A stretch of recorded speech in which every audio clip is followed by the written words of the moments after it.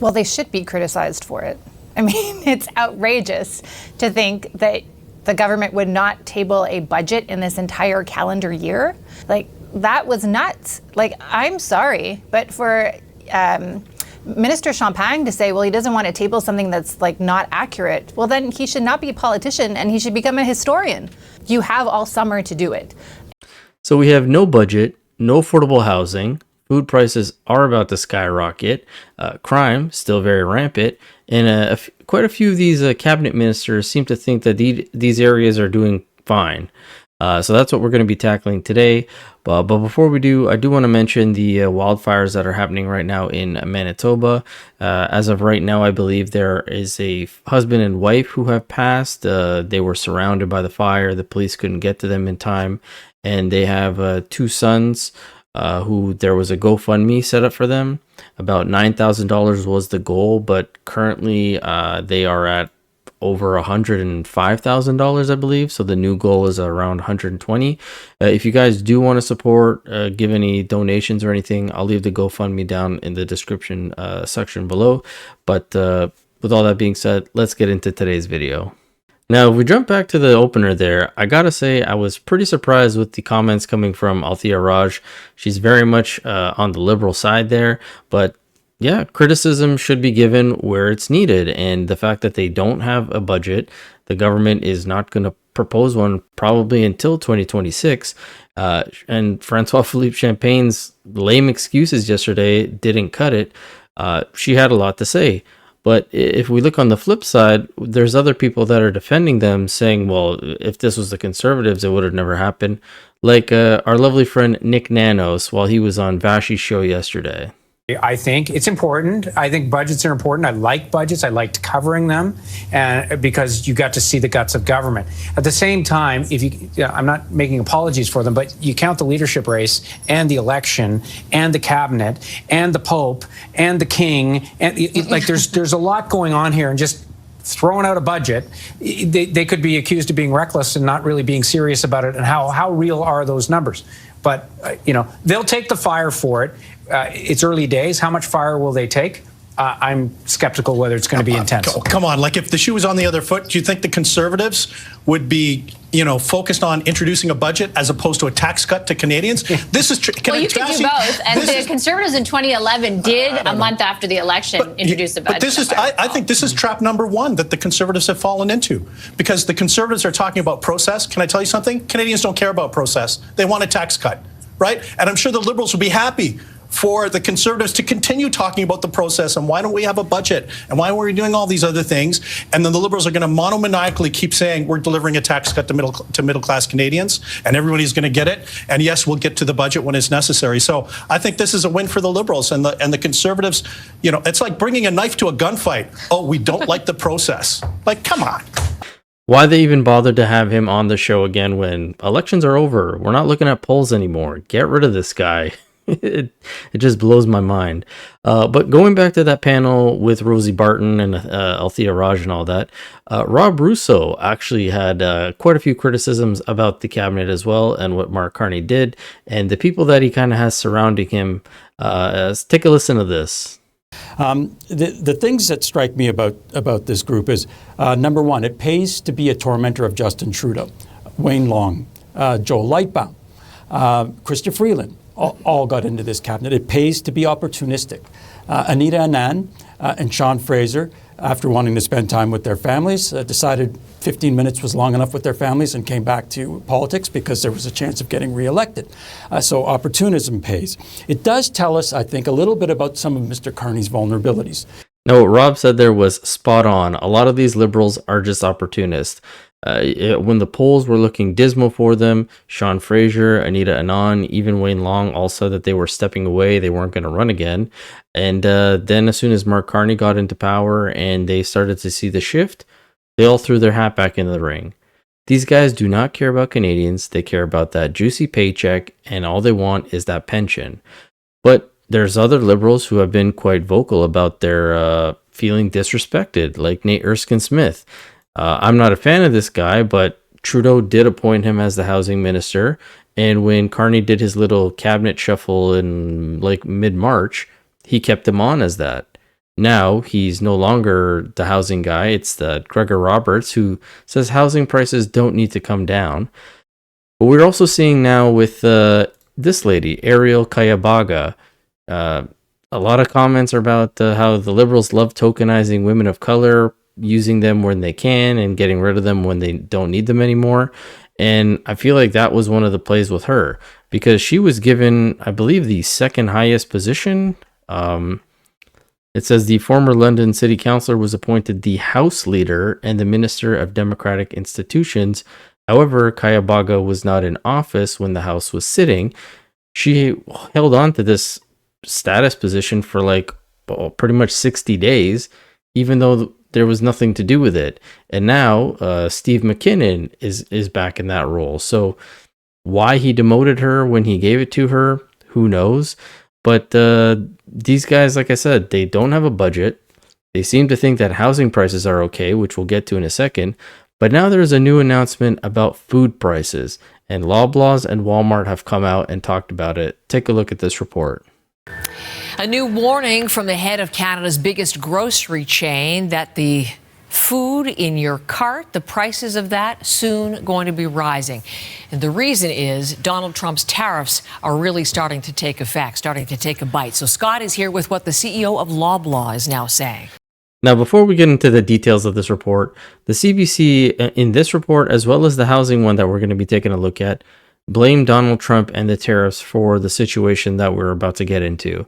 And it's not to say that tariffs and Trump aren't a factor, but this was a problem before them. That's why we had record number of people going to food banks and still go to food banks because they can't afford groceries. That's why we have so many tents everywhere and encampments, because people can't afford housing. They can't afford rent. They can't afford a mortgage. It's unattainable. And so the fact that they keep harping on Trump and the tariffs, yes, he is a small factor, but this was a Liberal problem beforehand. That's why the Conservatives were running on affordability. That's why Pierre kept saying, no, I'm not going to stop talking about housing. I'm not going to stop talking about affordability. I'm not going to stop talking about crime. These are the main issues that Canadians have. It's not Trump and the tariffs. With that little rant out of the way, let's get back to the report. Yeah, saying that like a lot of companies, grocery companies in particular, they loaded up on inventory with the threat, the fear of what the tariffs would bring, and that inventory now is becoming depleted. They're going to have to go to the open market and hence paying more for all the items, and because of that, they're going to pass that along to us within the next couple of weeks. This is according to the CEO of Loblaw Companies itself. Here's some of the details revolving around that. Right now, about 1,000 items that Loblaw carries are tariff related, and Loblaws has been pretty good, aggressive about labeling the products that are affected by tariffs. But those 1,000 items are set to triple as far as being costing more because of the tariffs, to about 3,000 items in the next 2 weeks and 6,000 items in the next 2 months, meaning that they have to pay more for these things because they're going to be tariffed, and hence they'll pass that along to us. Now, as the CEO, Per Bank is his name, lays the blame strictly on the U.S. tariffs, saying that while the tariff situation might be improving between the U.S. and other countries, that's not the case yet here in Canada. In fact, we'll be facing a large wave of tariff-related increase in the weeks ahead. Now, this means, unfortunately, that means higher prices for everyone across the board, whether it's home, beauty, or groceries, and also Walmart coming out with a similar warning this morning as well. And this is the world's largest retailer in the world, saying that they too, in the next few weeks, are going to have to pass along or start passing along those higher prices due to the tariffs that they're increasing and they're experiencing as well. Now, if you missed it, he mentioned that the tariff situation between the U.S. and other countries is actually improving. However, the U.S. and Canada, not so much. And to that I say, what the hell is Mark Carney actually doing?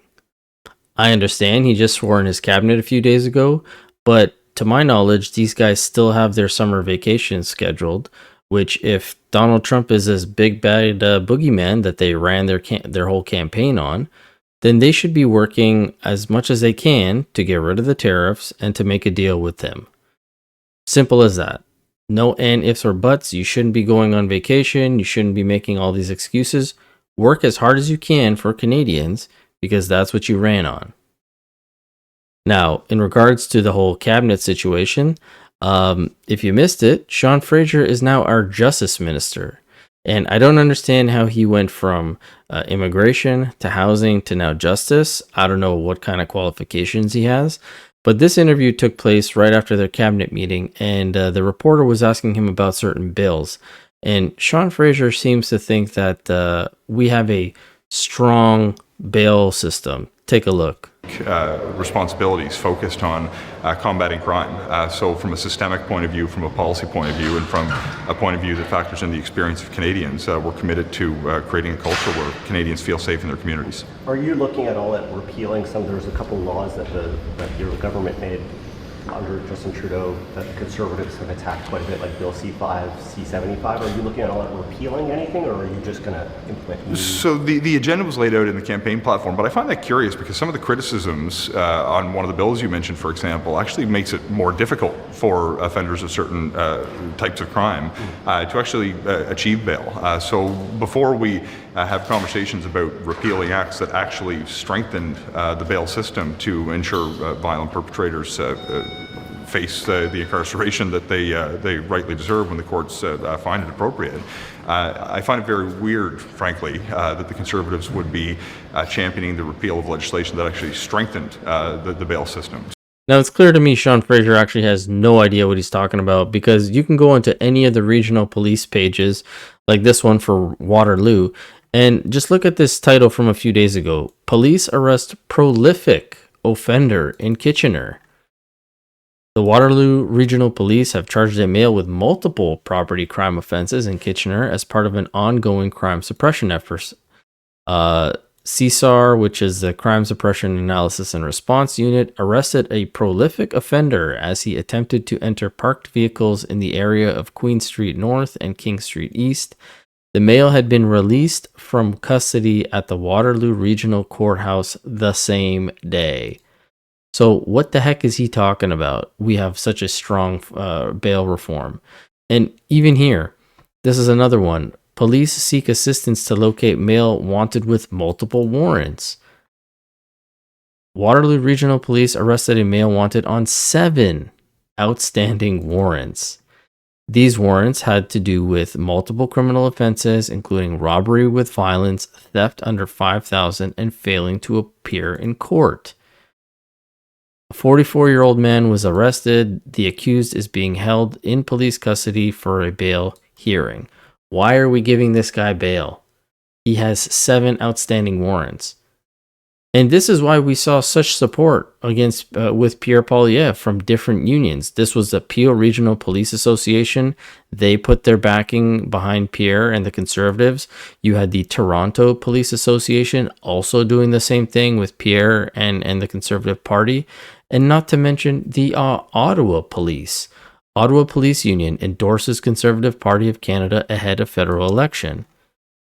So there has been multiple police forces who have actually put their support behind the Conservatives because your liberal policies are not working.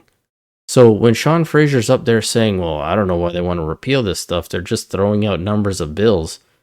No, we know what the bills are, we know what they contain, and even the police forces are complaining about them, how they're not actually helpful. Because you just catch people, you end up releasing them the same day. And then they end up going out and committing that exact same crime that they had just been arrested for. It's a revolving door. It's not helpful whatsoever. And another cabinet minister who's proving already that he's not going to be helpful is Gregor Roberts, the housing guy, as I mentioned last video. Because this report just came out about condos in Toronto and Vancouver. He's talking about how we're having a supply issue when actually it's not a supply issue, it's an affordability issue, which is why you should be lowering the price of housing. But take a look for yourself. In Canada's housing market, condos are the weakest link. The steepest drop in sales and prices have been in Toronto. The trends in Vancouver are troubling too. Here's why.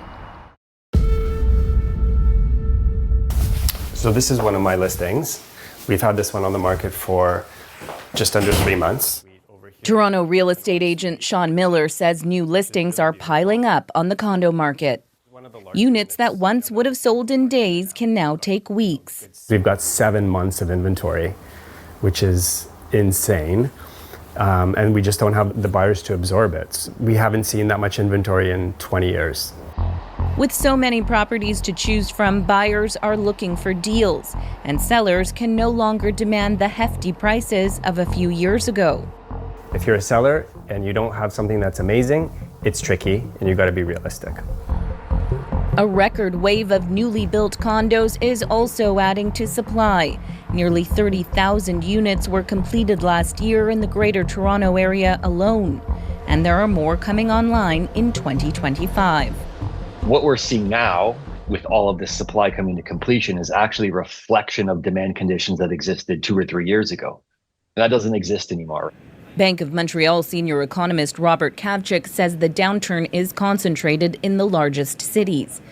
Condo sales in April tumbled 30% in the Toronto region from a year ago and 20% in Vancouver.